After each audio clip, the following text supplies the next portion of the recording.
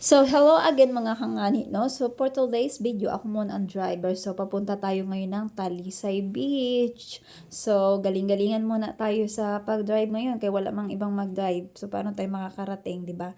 So, tagot-tagot na lang tayo pag may checkpoint. Tanaw-tanaw sa malayo, ganyan. So, ayun nga mga kangani, no? Medyo binilisan ko at nandito pa man ako sa Procdos. Oy, so, ayun, binilisan ko na nga para makarating agad kami ng San Narciso. So, ayun nga mga kangani, ako ay nakarating na dyan ng San Narciso. Ayan yung arc ng San Narciso.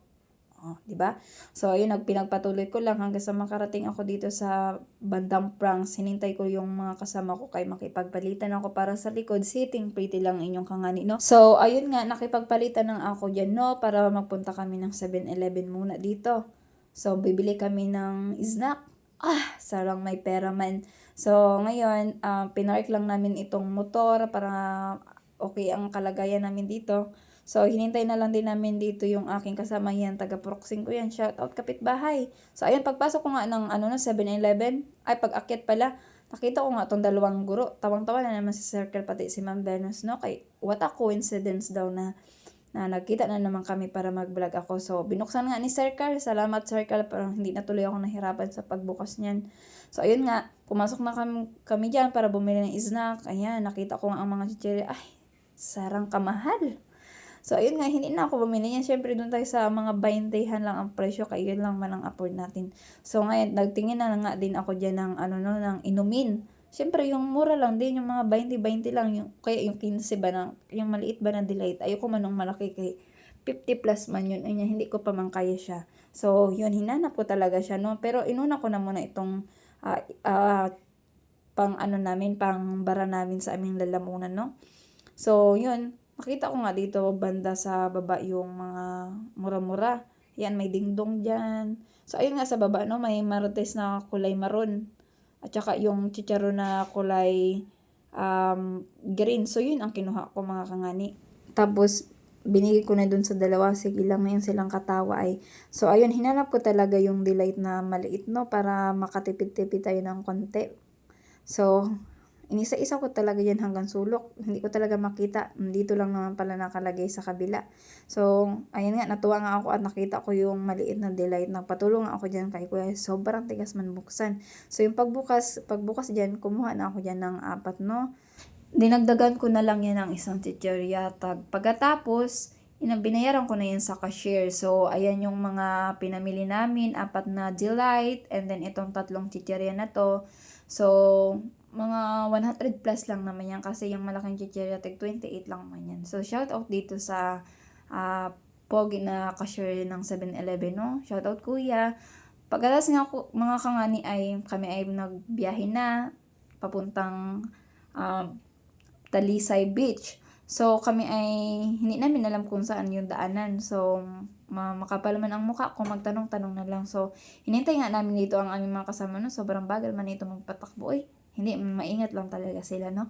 So, yun, nung tanaw-tanawin ni Bunso yung nagpatuloy na kami. So, kung mapansin nyo, yung daan ng papuntang Talisay Beach ay doon lang sa pinaka main highway. Doon nga lang ang diretsuhin mo lang yan, dyan. So, dinali-dali na nga namin, no? So, sabi namin, kami 4 yata ay makarating sa Talisay Beach. So, na-excite talaga kami. So, dahil sobrang na-excite kami mga kangani, ayun, naligaw nga kami mga kangani, kaya hindi man namin alam. So, ayun pala sa kabila, ayun yung Talisay Beach, tapos nandito kami. So, ang ginawa namin, bumalik na naman kami. So, lampas pala talaga kami masyado, no? Kay, ang dinaanan namin sobrang layo. Ang lang naman pala, dito lang naman pala banda sa kanan, yung may daanan pa kanan yun, dun pala ang daanan mga kangani. So, para alam nyo din. So, ayun nga, natagpuan na nga namin ang daanan dyan, no? So, straight lang naman dyan, tuloy-tuloy lang. So, ayun na nga pala yung Talisay Beach. So, paninali na nakarating na kami. So, ayun nga, nagpatuloy pa rin kami dyan sa pagbabiyahe, no? Sa pagmumotor ba? So, binilisan na namin ulit. Kaya medyo malayo-layo pa pala. So, nung matanaw namin na ito na, malapit na, sobrang tuwa ako dyan. Tapos, nagbayad lang kami dyan, no? Dito lang kami nagbayad. So, kung mapansin nyo, 20 lang ang isa. So, syempre, apat kami. O, magano yun? 20 times 4. O, di, 80. E di, ang ginawa ko, nagbayad na ako dyan. Nagbigay ako ng 100. So, kung 100 ang binigay ko mga kangani, magkano man ang sukli? O, ha? Baka mahirapan pa kayo. Siyempre, ang sukli ko lang dyan ay 20. So, ayun nga, inabot na ni nanay ang 20, no? So, pagkatapos, bumaba na kami. So, bumaba na nga kami mga kangani. So, kung mapansin nyo, sobrang ganda. So, natanaw din namin dito sa kalayuan na may iba ding mga tao. At pagbaba nga namin, napakaganda ng Talisay Beach mga kangani. Ayan, sobrang gandang pagmasdan.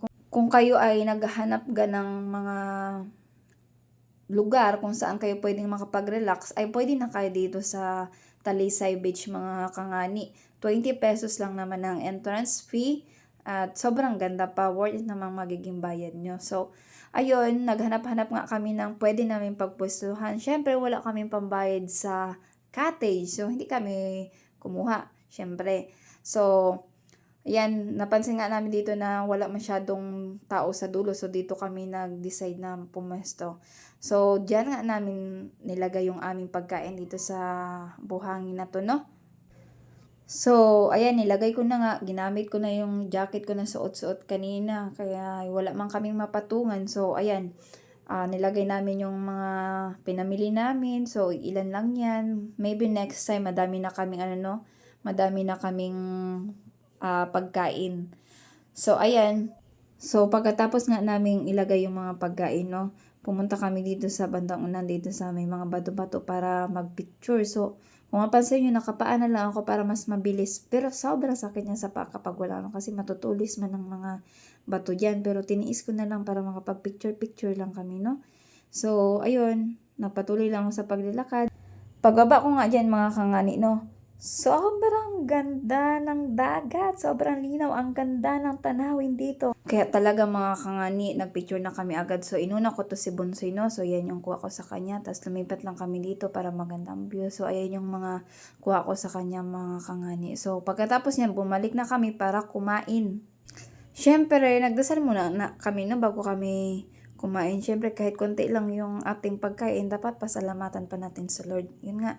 Nag-umpisa na kaming kumain dyan, pinagagawa namin. So, yung taga-video namin, no, tinirahan syempre namin yan. Kaya kawawa naman kung hindi makakain. So, nagkwento-kwentuhan lang kami, inubos lang namin, tapos tanaw-tanaw sa paligid. Kaya sobrang ganda man ng paligid.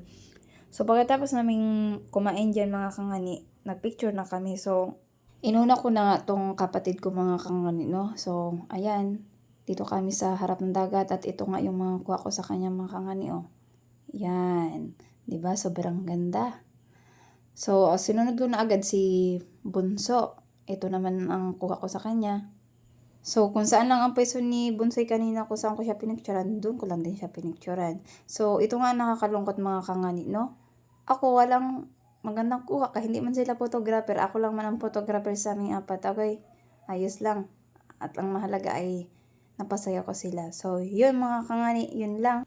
Kami umuwi na rin nga mga kangani. So, yun lang. Bye-bye! Salamat!